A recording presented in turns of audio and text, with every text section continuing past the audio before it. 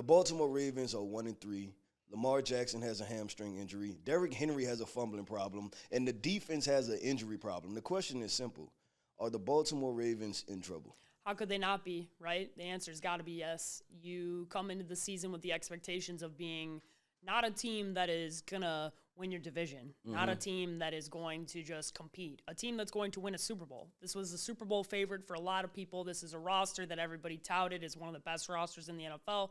And this team doesn't look good across the board. This isn't just a, hey, let's identify this problem. It's you're having problems that have never shown up before, right? Their problem has never been that they are not a good regular season team. They have always been an excellent, elite regular season team, and they fall apart in the playoffs. This is new problems. These are things we have not seen happen in the regular season for this team. And we sure as hell have not seen a 1-3 sputtering ass-whooping team. I mean, this is very disheartening if you are a Ravens fan. And if you're John Harbaugh, you got to be concerned because I don't know how to fix the problems. There are problems everywhere. You have the Derrick Henry problem. You've got the Lamar Jackson problem. You've got the defense problem.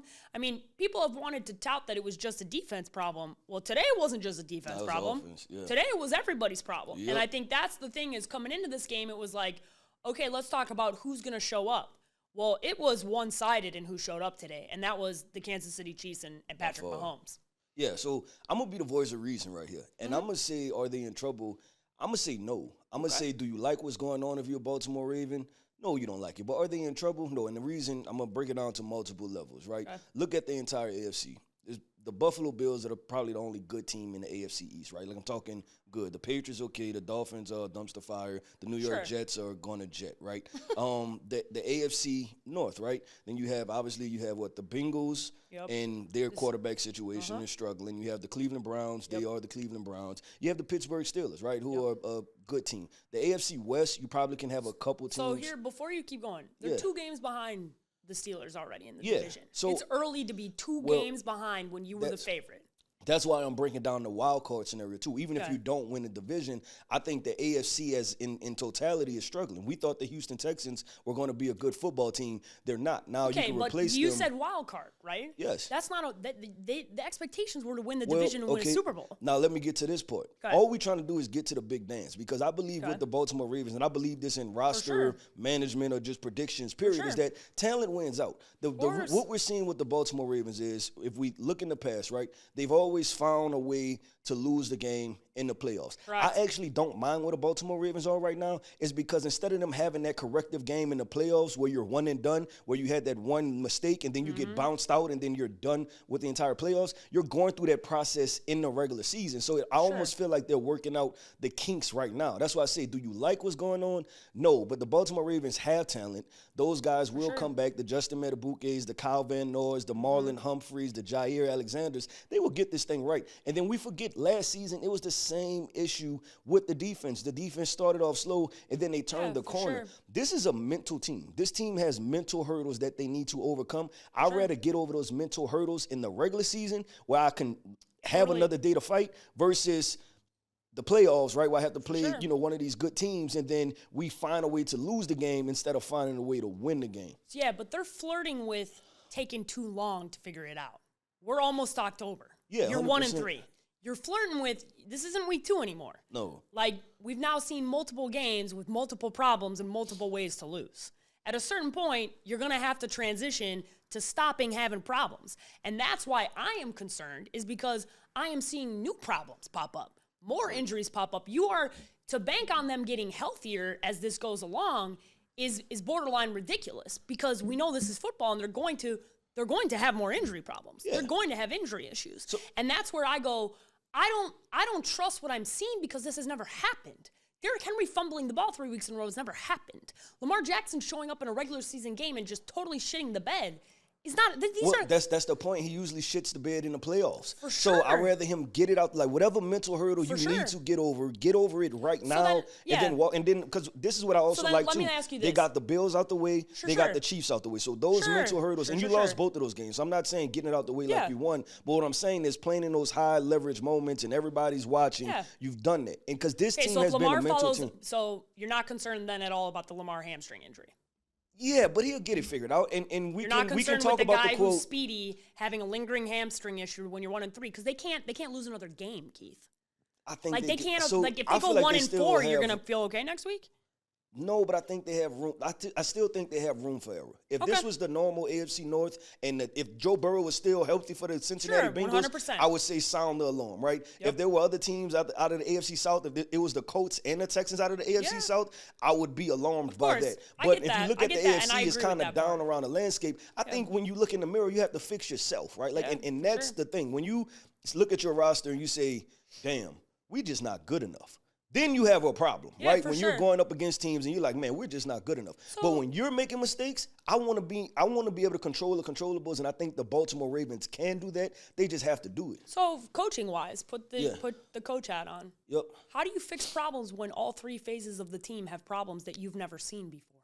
They have the yips. No. You have to shoot through it. If it's basketball, we talk about shoot through it. You got to keep shooting. They're just in a down period when everything and everybody uses it for the Dallas Cowboys, but they're in a position where everything that could go wrong is going wrong now, right? Wide receivers dropping balls, Derrick Henry fumbling the football, Lamar Jackson hamstring situation, and honestly just not playing great in moments where he needs to play great. And then injuries like that. That's half of their defense, right? Like guys that they pride themselves on. When we seen Jair Alexander get picked up, we was like, man, that could be a good pickup. Justin Matabuka is a guy that had double-digit sacks a couple years ago. Kyle Van Noy is a grown-ass man on the edge that can really turn things around. Marlon Humphrey is a Pro Bowl player. But most of those injuries happened today during the game. Yeah.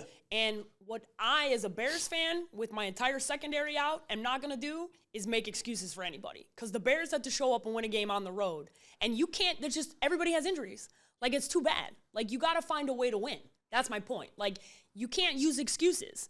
Like, if the Bears lost, I can't sit there and go, well, we lost because, yeah, sure, that's part of the problem, but, like, nobody cares because everybody's dealing with injuries. So my question to you is how far are you going to let the leash go here with the Baltimore Ravens? Because if they lose next week and they're 1-4, are you still going to not be panicked?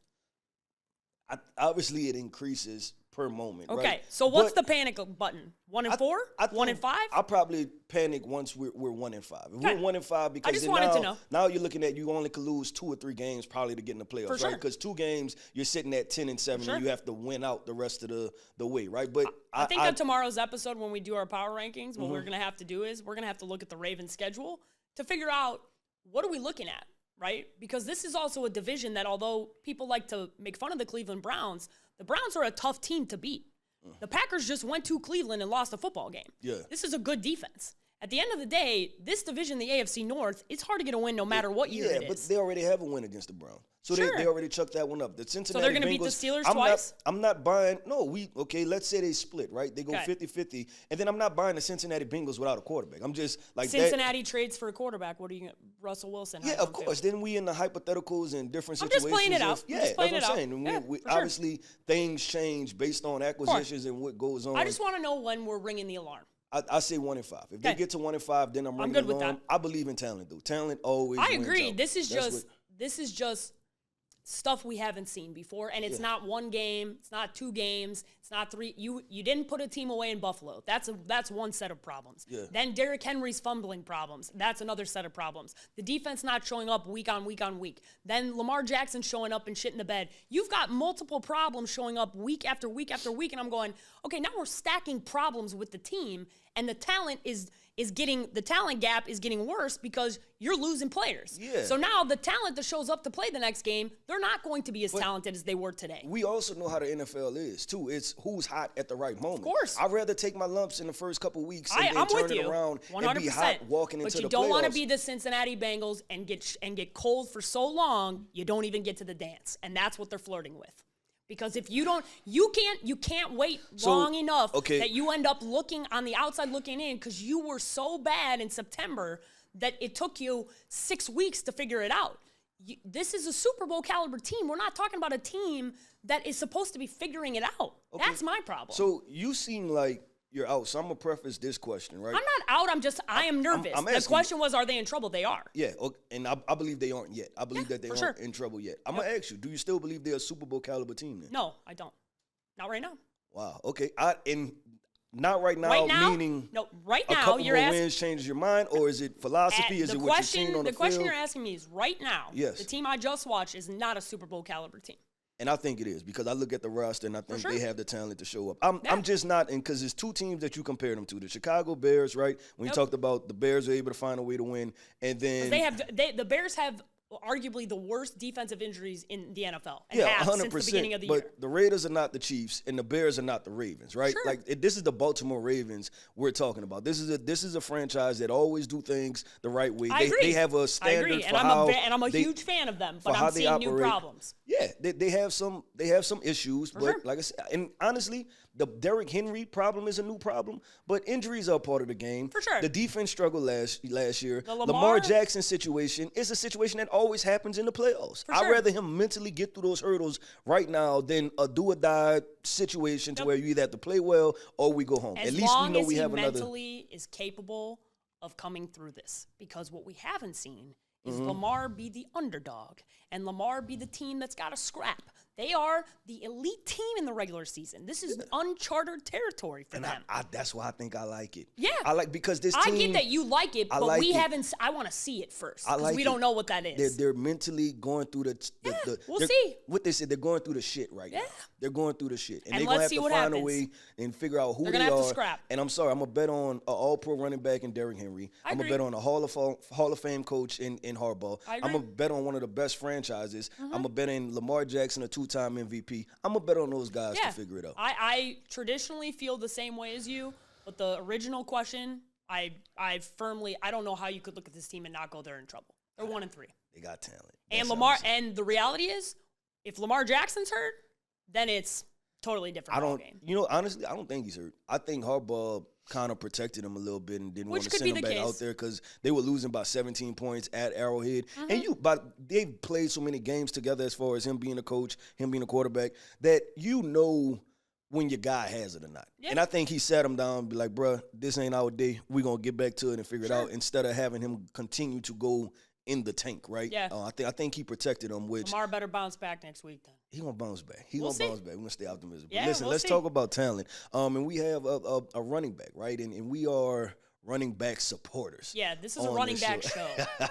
And let me be clear, not a new running back show. This has stayed a running back show. We live in a running back show. We agree, both of us, that running backs are a very important part of the draft process. They're a very important part of what makes a winning formula. And welcome media that have all decided to come back to reality where, checks notes, it's important to have a good running back. Yep, 100%. Well, let's talk about Mr. Bijan Robinson. And I'm going to preface the question of, is he this year's Saquon Barkley? And right now, for Bijan Robinson, he leads Atlanta in rushing yards, receiving yards, and touchdowns. 4 games, he has 584 total yards, right? And I believe at this very moment, if you compare it to what Saquon Barkley was last year, he's somewhere around 60 yards past Saquon Barkley. So I'm going to ask the question simply, is Bijan Robinson this year's Saquon Barkley? Yes, he is.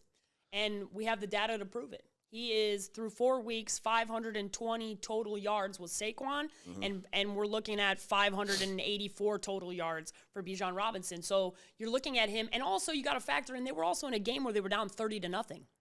Like they lost, they got an ass whooping from Carolina. Again, usually a game where like that you don't have your running backs like not involved in the game because you got to pass to get back into it.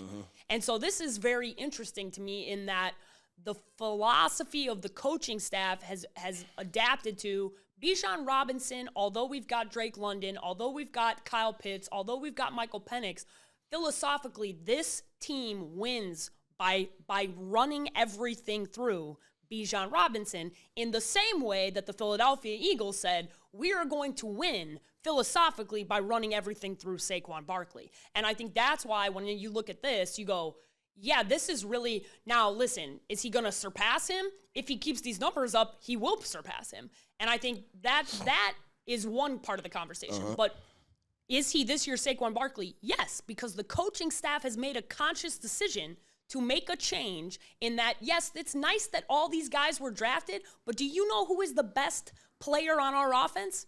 Bijan Robinson. Right. And there is somebody that told me that a long time ago, and that's you. Yeah. Somebody that during the scouting process, you were constantly ringing the alarm for a couple of quarterbacks throughout that process, and then the entire media was making fun of everybody, the teams included, for taking running backs in the first round. So what about Bijan throughout the scouting process made you think, yeah, he could be this dude? Because I know you thought that. Yeah. All right, can I answer the question first? I'm gonna take two different angles to this. I want to answer the question first, though. Right? Is Bijan Robinson this year Saquon Barkley? Yep. The answer is no. Because the Atlanta Falcons are not a Super Bowl team. And I'm going to make this about Saquon Barkley a little bit more than what is about Bijan Robinson. Okay. We as a football community have to realize we witnessed greatness last year. Yeah, of course. That was a rarity, right? And I'm about to go on a diatribe because we sat there, watched this guy be the best player on the best team, win a Super Bowl, and then didn't win an MVP. Yeah. Makes no damn sense, right? Yeah, and because if that was a quarterback, he wins going away. 100%. That was probably a once in a probably 10, 15 year type situation where we're going to have a running back be the best player on the best team that wins a Super Bowl. Sure. And honestly, we dropped the ball as a moment to give Saquon Barkley his flowers. Yeah, and so I don't want to just put every time a productive running back have a productive season and say that, oh, that's a Saquon Barkley type season. I want to. He's surpassing him. Surpassing him numbers-wise. Of course. Do we not remember the years? So if he ends up surpassing Saquon, is it not going to be a Saquon season? No, it won't, because what he did, what Saquon Barkley did, resulted in wins. Okay. And that's the difference, right? Is that he took this team through the playoffs. He put this team on his back. He took this team to the Super Bowl. He took this team to a Super Bowl champion. Like, he was the difference maker for this team, and it equated to wins and losses. We always say the quarterback conversation of the quarterbacks are the wins and losses. And then we have a running back that impacts the game the same way, and we undermine it and undercut it. And then, like I said, this is an MVP conversation of Saquon Barkley should have been an MVP last year. Yeah. I mean, it's hard for me to hear that part because it feels like it's devaluing Jalen Hurts, the elite defense, and the offensive line. Well, isn't that a lot of teams though, right? Like, that's a lot of teams that win Super Bowls have good defenses. For sure, they have Jalen was the MVP of the Super Bowl. Yeah, for but sure. This team. Saquon was the engine, right? He was the heart and soul, and even into the playoffs too. Like the Los Angeles Rams matchup, things like 100%. That. He was the heart and soul. So I just think that what we seen was so rare that we didn't take a moment in time to truly appreciate that. Especially in this passing league, we don't know if we're going to get that for another 20, 30 years. So do you not think Bijan, talent-wise, has the ability to do what Saquon? Now, let's have this conversation. Because that's what you just kind of told me. Nope, that's not what I said. Okay. I talked about the context of the scenario and the situation. Now let's have the conversation of Bijan Robinson. You're kind of skating by telling me. Go ahead. I'm going to let you answer this one. Yeah. Because I feel like you're trying to answer it both ways and tell me that Bijan can have the season, but we're not going to say it's like Saquon. No, so my comp, go ahead. To me it makes sense. My comp for Bijan Robinson coming out was Saquon Barkley. I think they are prototype the same person. Sure. They're both 220-plus pound running backs, right? Yep. Elite lateral agility, the speed, the quickness, the vision. They can catch the ball out of the backfield. They're versatile. These are rare running backs that we have in our game today. So if you're talking of just placing these guys, this is Bijan Robinson with the Falcons. It's Saquon Barkley with the New York Giants. That's where I'm going with this, right? But that's not fair to the Falcons. The Falcons are a much better team than the Giants.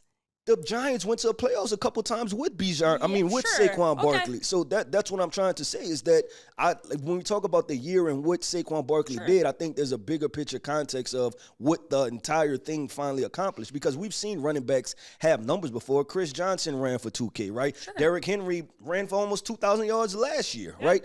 In that situation. So we've seen other running backs put up a lot of yards. Is that we've never seen a running back run it. It's been a while since we've seen a running back run a team to the Super Bowl. But if we're talking about Bijan Robinson, this is a very special player. Yep. And I think wherever he finished up, if it's 2,000 yards, 2,500 yards, everything was right on par with what I seen. This guy is special. There's a reason why you pound the table and say this is probably the best running back, or he's the best player in his draft class, is because he was just flat out special. And you've seen that, unfortunately, the Falcons don't have the same ceiling, but he is putting this team on his back and doing everything he could. So if this team wins the division and he puts up just as good a numbers as Saquon, is it a Saquon-like season?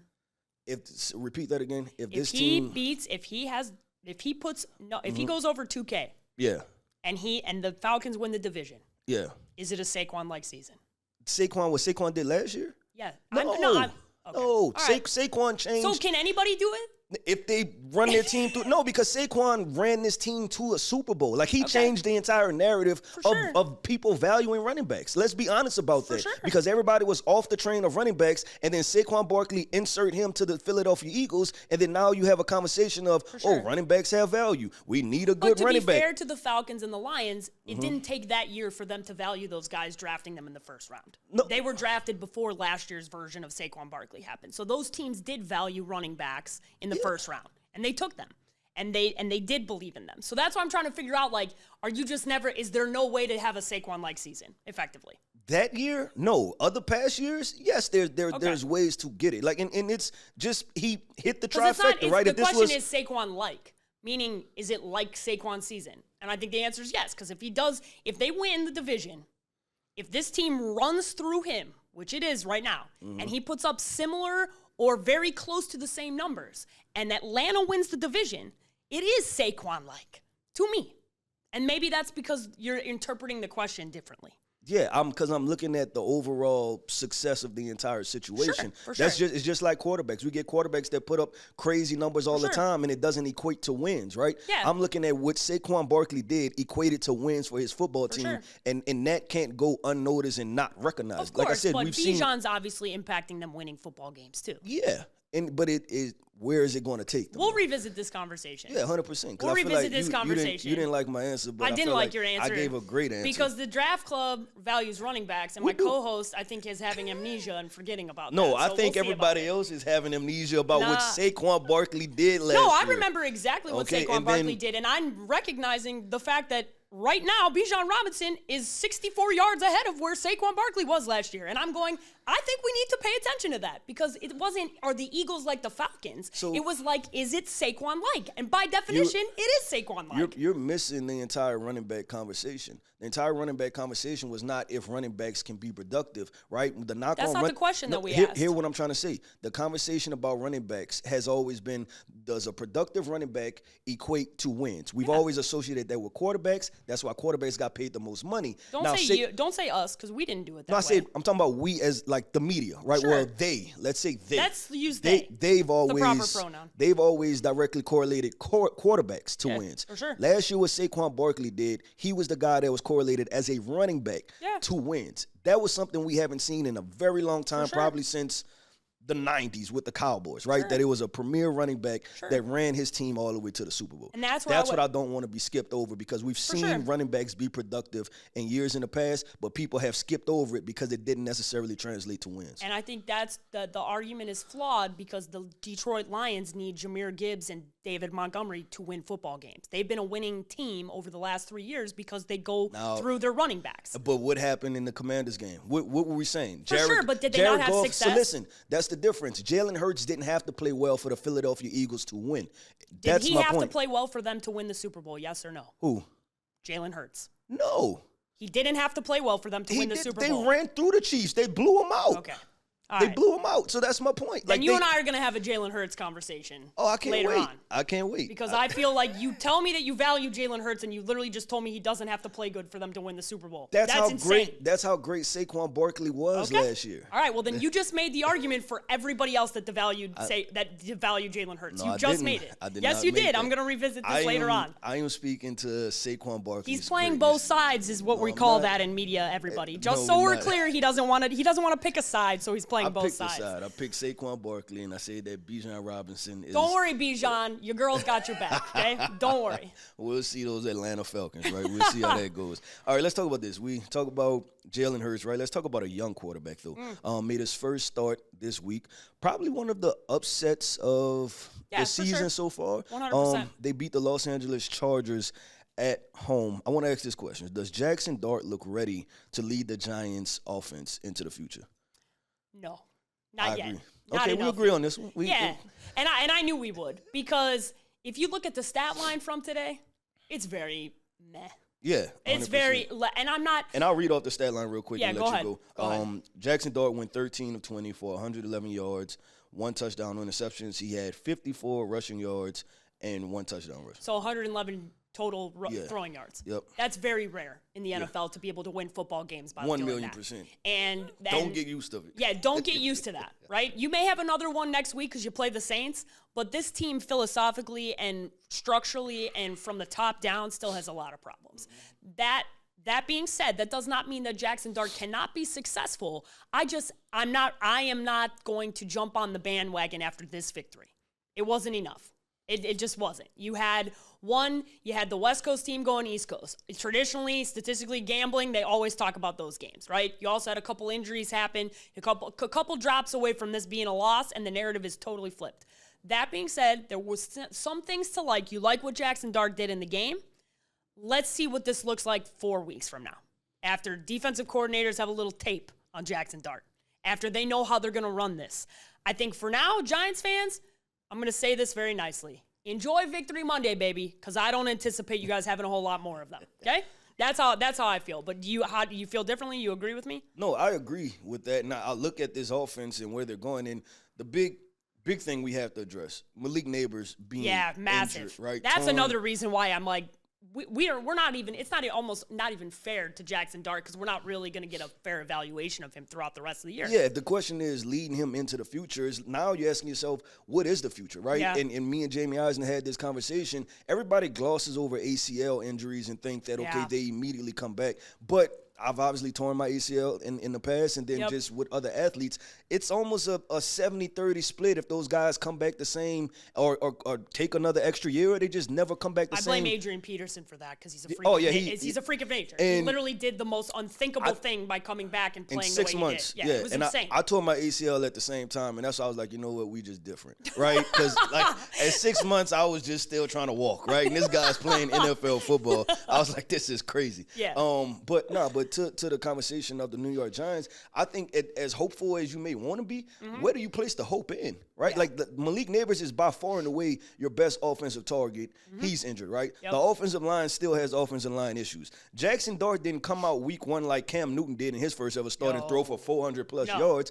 That was not their performance, right? It was a meh. And you kind of ask yourself, did the Chargers lose the game, right? Yeah, and more than Jaxson Dart won the game. This was mid. Yeah, and you ask yourself, even if Russell Wilson, because Russell Wilson did that, the answer is yes. So I have a question for you. Yep. So if Malik Neighbors gets hurt and Russell Wilson's the quarterback, are they playing Jaxson Dart this year?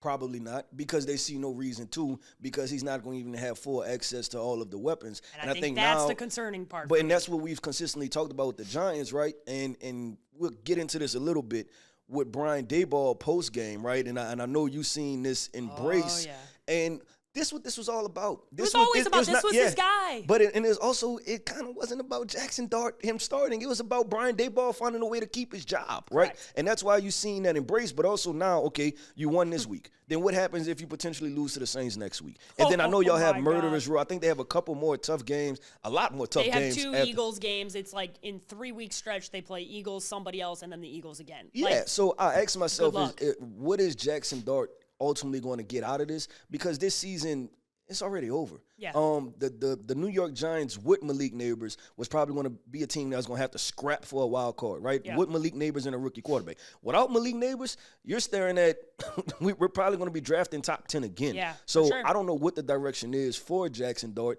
I mean, then you still have Brian Daboll. Could that be a complete waste? Because if the New York Giants forget that he won this week, what if they still go on to be 4-13 or something like that? That's what I'm Daboll is not going to be here. So then the offense that you're running, like it just nothing is marrying up. And I hate to kind of be the person that seems like I'm throwing a wet towel on a win. Great that he won. I'm happy for the rookie that he won this game. But I don't know if this says a lot about the future of the New York Giants. No, and the problem is when you get into these philosophically with the organizations, right, where they are pushing play on a player based off of a coach trying to live. Right? A coach and a general manager who are trying to live for the next day. That very rarely, if ever, works out. And I mean, in your franchise, did it, 2-3 quarterbers in a row? Oh, my franchise been doing it my whole life. That's what they got to do. And it's not only my franchise. The Cleveland Browns been doing it for 30 years. Yeah. This is the cycle that you get caught up in gets you in trouble because you don't bring the general manager and the coach in at the same time, right? So you got Joe Sheen, and then you bring in Brian Daboll, and then you got a couple years of different guys, and now you've got guys who have been on the hot seat. This isn't new. These were guys who were on the hot seat coming into last year. We were making fun of Joe Sheen and things that said on Hard Knocks. That's what I was talking about with the Chicago Bears. I believe they did it back-to-back to Mitch Trubisky, right, and to Justin Fields. Had a lame duck coach coaching them for 1 year and then had some type of transition. And that's and then this was Daboll's guy. Yeah. So if you fire Daboll, if they win 4 or 5 games, which I kind of think that's what we're going to get from them this year, and you fire Daboll and you fire Joe Sheen and you bring somebody new who doesn't have any loyalty to Jaxson Dart, we're not getting a fair evaluation of Jaxson Dart because now, situationally, you're putting the kid in a bad spot. And this is the bad quarterback situation conversation that needs to happen in the NFL. Because the Green Bay Packers have been doing something that continuously works over and over again, and it's because they don't have an individual owner who is sitting there reading press clippings and getting worked up like the Mara family is because, oh, we've got Jaxson Dart and we need to start him. Too bad. Because now you lost your best offensive weapon, and I agree with you. If Russell Wilson had been playing, and this is a loss, or even if they got the win today, and Malik Neighbors gets hurt, we're not seeing Jaxson Dart this year, I don't think. No, because it doesn't make any sense. And that was last week's episodes. We went through the New York Giants schedule, and we found it was like the last 4 games of the season was actually probably the best time to start them because 100%. you didn't have to go through murderous row of all of these different tough teams that they have to play. And there's a lot to be learned by sitting and watching and learning how to play the position. And we also know this about these Lane Kiffin quarterbacks from Ole Miss.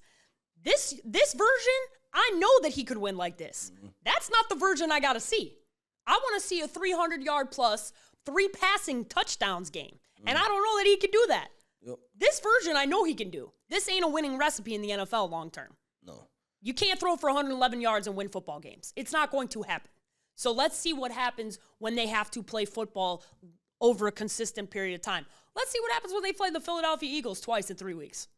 Yep, and I think I'm not feeling good about that. I'm just telling you, I'm not feeling good about that. So like I said, no wet blanket. We're not going to do that. Giants fans, listen. Just ignore what we said the last 5 minutes, okay, for your sanity. Enjoy your victory Monday. The rest of the fans just know that we're right, and, it's going to be a tough sledding for the New York Giants.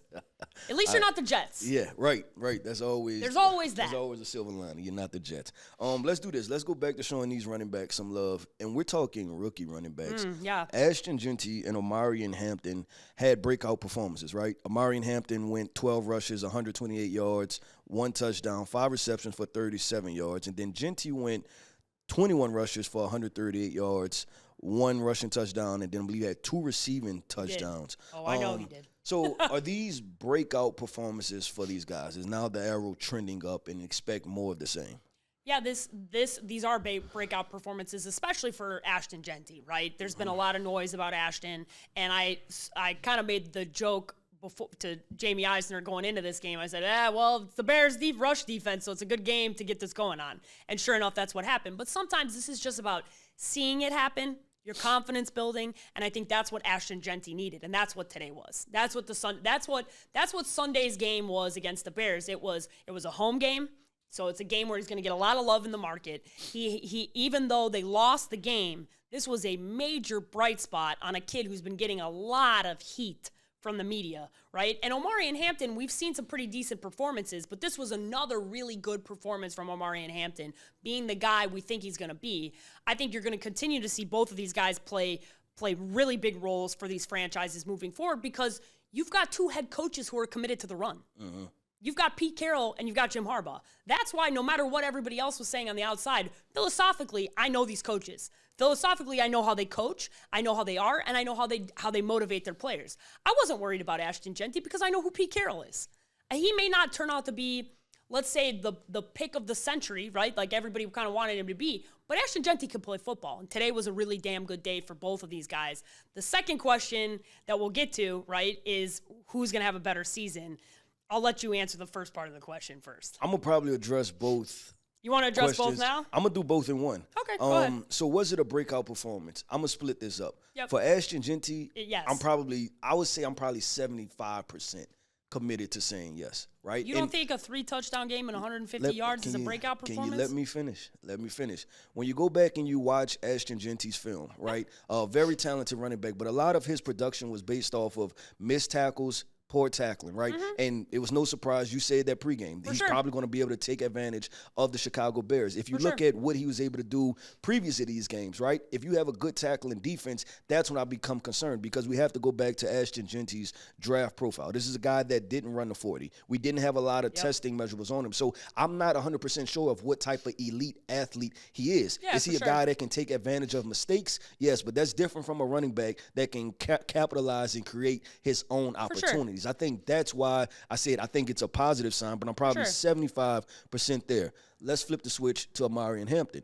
this is definitely a breakout performance. I'm going full gas on this, one, because of the Los Angeles Chargers offensive line. But Omarion Hampton, and why he was my running back one, to me, he checked all of the boxes. This guy was 6 foot, 220-plus pounds. He ran a 40 and a 4.4. He had great production, and he had level of competition production, right? He played in the ACC, played against some guys that's going to play in the NFL. Sure. And then you seen in this game, it was the way he was finishing runs, right? You seen the power. You seen the explosiveness that comes from a guy who's 6 foot, 220 pounds, and runs a 4.4. So that's why I say I'm probably 100% on Omarion Hampton. And then Ashton Jeanty, I think I'm still taking steps to get to that point to saying, you know what, who people thought he was, because we have to also understand this in context.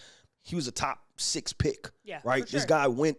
That's why I said and he may not live up to that conversation. Yeah. But this performance was a breakout for him. I think it was I would say a breakout in the sense of the fact of he can be productive in the NFL, because the questions have been, will this guy be a bust? I think he's too talented enough to, quote unquote, not be a bust. But the question is, will he play up to the level of expect a lot of this where he's going to be 120 yards rushing, 2-3 touchdowns? I lean more to believing in Omarion Hampton and his dominance. That's also a conversation about fans having unrealistic expectations. Right. Yeah. Like you're talking about when I look at the offensive lines now, obviously you have Joe Alt injury. It's a high ankle sprain. So coming back off of that, and you had Rashawn Slater going into the season, when you looked at both of these situations, you're talking about two totally different calibers of quarterback and offensive line to evaluate side by side. Like it's not, Ashton Jeanty does not have the offensive line or the quarterback that Omarion Hampton does. But let's go to revisit a guy we just talked about. Yeah. Saquon Barkley. For sure. Right? And they were drafted in the same range, right? Inside of the top 10. Saquon Barkley played for a bad situation, bad offensive line. Yeah. But the key was he had the elite athletic traits to be able to create for himself. I think with Ashton Jeanty, you're trying to figure out if that's going to be the case in order for him to have this production. Because if you're one of those running backs that's dependent upon everything else around you, then it has to be a really good situation for you to be productive. And then you ask yourself, when are the Raiders going to get it together for us to see this more consistently? And I think the Raiders played a good game today. They just lost on the last second. Who they lost to? They lost to the Chicago Bears. I knew you was going to like that. Yeah, 2-2. Looks like we're calming all those Caleb Williams sucks takes, aren't we? It's time for everybody to relax, just like it's time for everybody to relax on pretty much everything all the time. But the second question is, who's going to have the better part of the season? I know your answer. I'll let you answer. But on my end, I think it's Omarion Hampton. We've always been in alignment on this. I think it's because you're talking, for all the reasons we kind of just discussed, better football team, better quarterback, better situation, team that's just the whole package as far as how this goes. And just to us, that was RB1. Yeah. And I think that's where nobody is surprised at the Draft Network that Omarion Hampton's playing well, because we have the best in the business leading the show. That's us. Sorry that we're not surprised. Everybody else is surprised, but we're not surprised by any of this. No, and I don't think I have much to follow up on that. Because I just gave him the ultimate compliment. He's like, he was stunned. He didn't know where to go. There we go. I don't know where to go. I'm good. I'm good with that. But let's do this, man. Let's make a pivot. And we are just coming off of the best week of college football that we've had by far, right? It was a lot of high-profile matchups. I know one thing. One of my biggest takeaways is probably don't know what the hell is going on in college football, right? Just as far other as than the Oregon teams. Ducks are good. Yeah, I don't know anything else. I'm glad you said the Oregon Ducks, because that's what we're about to talk about. We're about to talk about their quarterback, Dante Moore, being a Heisman favorite. Do you think he's the Heisman favorite and QB1 at this moment? Yeah, he is. Heisman favorite for sure. And if I was voting for the Heisman, he's got to be the Heisman vote. And he had his Heisman moment, right? A lot of this happens when that's what media loves that. They like to attribute this to a Heisman moment. Well, the best thing that happened for them is that they played this game on the East Coast in Penn State, where everybody was awake and paying attention. And I'm not over exaggerating when I say everybody was awake, because a lot of the problems have been for the West Coast teams that these teams play football way too late at night and nobody's paying attention. This was a game where you were in Penn State. And if you saw the environment, there is. We talked about our top environments in college football. I confirmed white out top at 5. Night, top 5. It is so raucous there and crazy, and they were nuts, and it was a great game. You had an overtime moment, and I think you look at what you saw mistakes that were made, but you saw coming back and finishing, right? And those moments, that's your Heisman moment, right? We've talked about that with other guys, Caleb Williams, Bryce Young in the past, where you're looking around, you're going, when are they going to have a Heisman moment? This was his. And quite frankly, we were looking for somebody to do it because John Mateer's injury took him out of it. And now we're looking around, we're going, okay, is it going to be another wide receiver where Jeremiah Smith wins this? Is this going to be another situation? You know, Ty Simpson's now in the conversation, but this is now, the Oregon Ducks have belt to ass everybody, okay? They have put everybody away. And they just went to Penn State on the road as a West Coast team in the toughest environment for them to have, and they went on the road and took care of business. And I think that's why not only the team winning matters for Heisman, it does. You got to be on a good team. This is a damn good team, and he had a epic Heisman moment. And I think if they continue to win, which I anticipate that they will, I think he is going to be the Heisman winner. Yeah, so Dante Moore definitely had a Heisman moment at Penn State, night, whiteout, everybody's watching. Everybody's watching.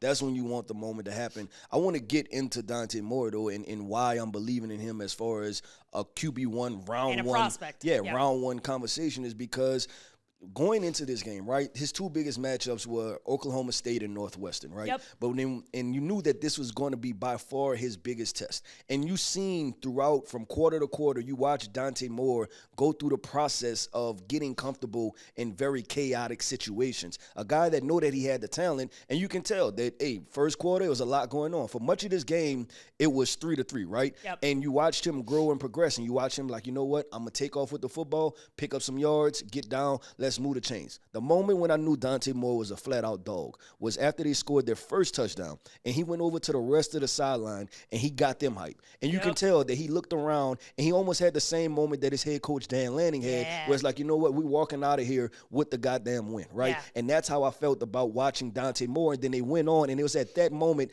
that I knew Oregon was going to win that football game because their quarterback, who's ultra-talented, said, you know what, I'm comfortable now. I am comfortable in chaos, and that's what you want your quarterback to be. That's what you want a round one quarterback to be. That's what you potentially want a top 10 quarterback to be, comfortable in chaotic situations. And I think Dante Moore left that stadium saying, you know what, I'm now the leader of this football team, and I'm ready to rock and roll. So Dante Moore did his damn thing. Dante Moore is him.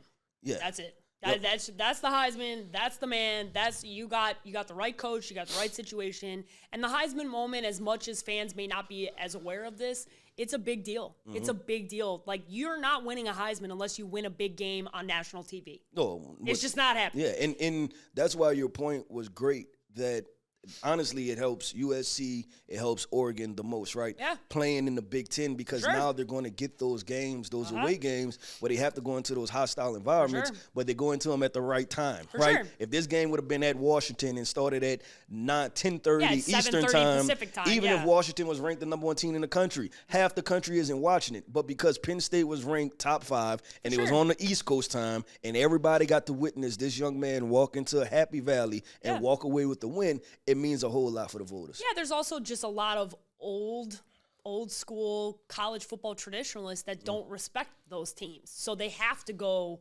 win games in environments like Penn State because you can't qualify this win. You can't. This is a top 5 environment on national TV. A bit like couldn't be a bigger moment. Couldn't be a bigger moment. So this is against a very experienced coach, a very experienced quarterback, a team that was very good last year, Penn State, that came back and played them again this year. They played down to the wire last year in the Big Ten championship game. These were teams that knew each other already. And that's where you cannot qualify this win.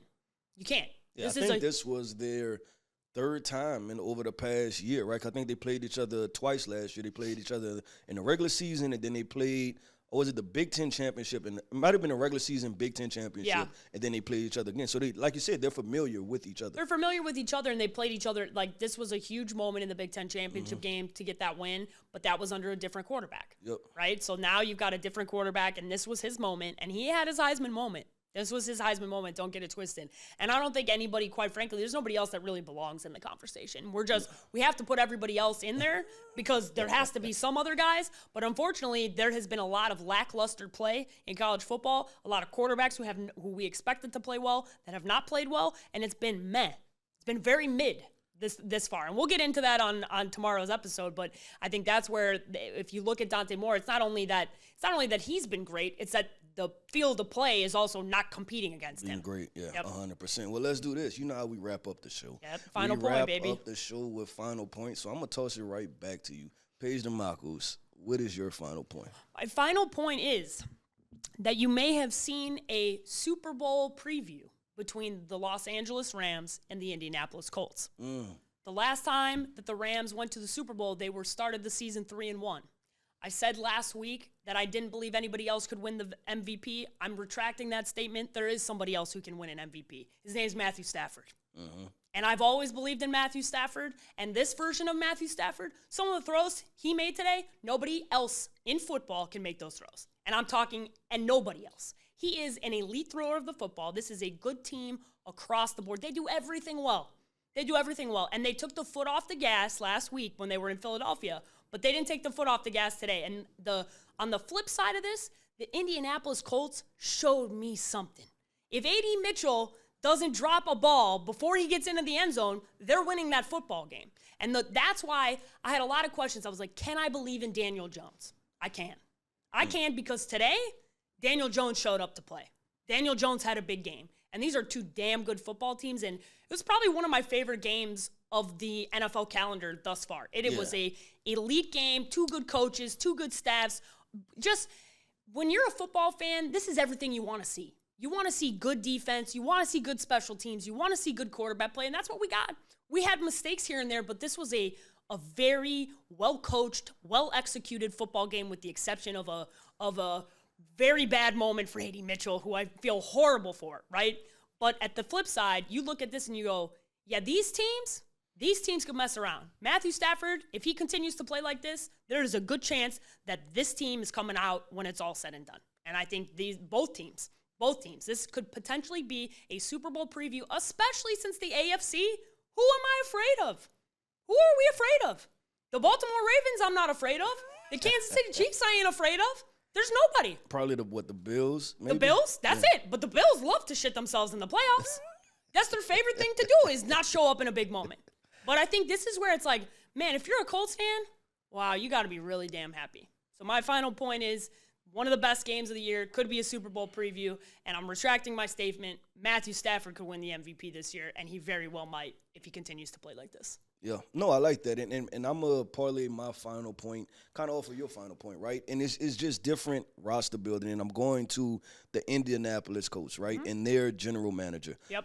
Because he's taken a lot of flack over the past years, right, because he's went through Joe Flacco, he's went through Phillip Rivers, he's went through Carson Wentz, but one thing he continued to do was build a good football team, right, a good roster, and when I find that quarterback, we're going to take off. And you're seeing that the Indianapolis Colts finally found that quarterback. And you know where you found that quarterback? On a QB-friendly deal. You're not paying them $40, $50 million to play bad. So now you have a good football team, and now you have the opportunity to take off. Yep. And the reason that Daniel Jones is playing well is because he has Michael Pittman. He has Alec Jones. He has Tyler Warren. He has Jonathan Taylor. He has all of these guys that they've invested draft capital into getting good players instead of chasing quarterback after chasing quarterback after chasing quarterback after chasing quarterback. Because even getting Anthony Richardson, they didn't have to give up the entire farm to get him, right? So it made it a lot easier to still have a good team, move on from Anthony Richardson, acquire a veteran quarterback. And this is not only just a veteran quarterback, this is a guy that probably can play for another 7-8 years. So you might have found your guy. And that's very important. So I look at the Indianapolis Colts, I look at their general manager, and I say that process. There are different ways to go about building a football team. And now the Indianapolis Colts are really happy because their future is super bright with everything as constructed. Yeah, you got to love what Tyler Warren's done thus far, and Chris Ballard deserves a lot of credit. Shane Steichen was a guy who everybody was really excited about, who everybody's now realizing again, oh, yeah, we're really excited about this guy. Oh, he was good. Yeah, he was pretty damn good in Philadelphia. Oh, yeah, he does actually know what he's doing coaching football with a competent quarterback play. And I think he looked good. Daniel Jones looks good. Like, he looks like he's written. It's a damn good roster. Yeah, Talent wins. That's your favorite. Like, the best talent eventually – that's what that day in and day out, that's what's going to happen, and that's what you need. And Daniel Jones is a testament to the quarterback situation problem that happens across the league. When you do not have the right pieces across your team, offense, defense, and special teams, you will not win in this league. It has never happened in the history of the NFL, and it will never happen. You are not going to win without good structure, without good team across the board. There's not one team. This ain't basketball. It's not how it works. It takes everybody. And I think Chris Ballard deserves a lot of credit after taking a lot of flack for an owner decision, quite frankly. Yep, 100% with Paige Dimakos. That wraps up our episode of Draft Club. I'm Keith Sanchez. That's Paige Dimakos. This is Draft Club. Players only.